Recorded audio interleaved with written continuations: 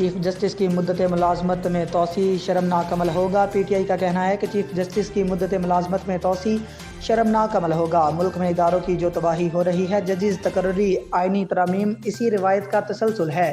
Chief justice of Pakistan نے اپنی مدت ملازمت کے پورے عرصے کے دوران بطور چیف جسٹس جو طرز عمل اختیار کیا ہے وہ آئین و قانون کے حوالے سے نہایت افسوسناک اور قابل مذمت ہے۔